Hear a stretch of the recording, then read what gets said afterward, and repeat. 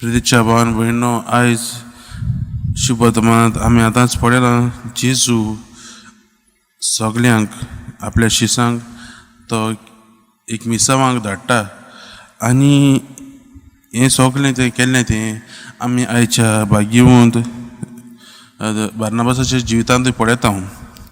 बार्नाबास जावन आसा मोगाच्या भावान भयणो एक पयलो तो पयले गोवाय आसले तातूंतलो तो.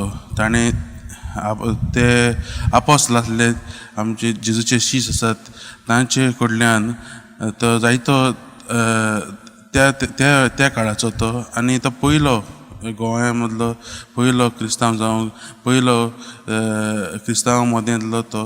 आनी तो लेवीत ह्या कुळांतलो. आनी जेन्ना तो ताणें जेजूक अनुभवलो ताणें जेजूच्या मोगान आपलें सगलें दिवन सोडलें. आपल्या आख्खी गिरेस्तकाय, आपली प्रॉपर्टी, आपली शेतां भाटां तेणें दिवन सोडलीं आनी तो जेजूचो पाटलाव करूंक लागलो. आयज ताच्या जिवितांतल्यान तो आमकां जायतें शिकयता. मोगाच्या भावान भयणो, ताणेंच भाग्यवन पावलोक ह्या जेजूच्या शिसांक 12 शीस आसले तांकां ओळख करून दिली आनी ताच्याच बरोबर तो दुसऱ्यांक अंध त्या गांवांत वचून ताणें जेजूक पुरगटलो.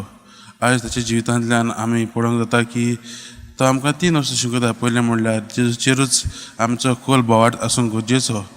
तो जुदेव तो, पूण जुदेव आसनाय बी आयज आमी पयले वचून पळयल्यार अंत्येकेच्या गांवांत पळयता तो ताणें जेजूक पुरगटलो आनी जायते जाण शीस जाले, जायते जाण देवाचे क्रिस्तांव जाले. आनी धरून ताच्या इतिहासान आमी आयकलां की पयले फावटीच पयले फावटी तांकां क्रिस्तांव म्हणटात आनी तो खुशाल बरी जाता आनी भाग्यवंत पावलोकूय तांचे मुने हाडटा. सो मोगाच्या भावान भयणो, भाग्यवंत बार्नाबास आमकां भावार दवरूंक आपयता.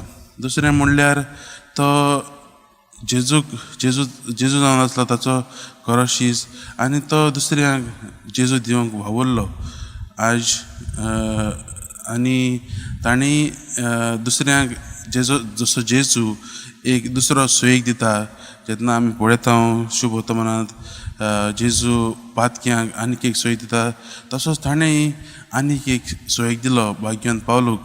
दुसरे शीस आसले जेजूचे ते भियेताले जेन्ना भाग्यवंत पावलो येयलो तेन्ना, कित्याक भाग्यवंत पावलो क्रिस्तांवांक पिडापीड दितालो आनी हो भाग्यवंत बार्नाबास भाग्यवंत पावलोक पयले फावटी ताचेर विस्वास दवरून आनी जेजूच्याच आदारान ताका तांच्या मदें हाडटा आनी ताका आनीक एक सुयेग दिता जेजूचें राज पुरगटूंक.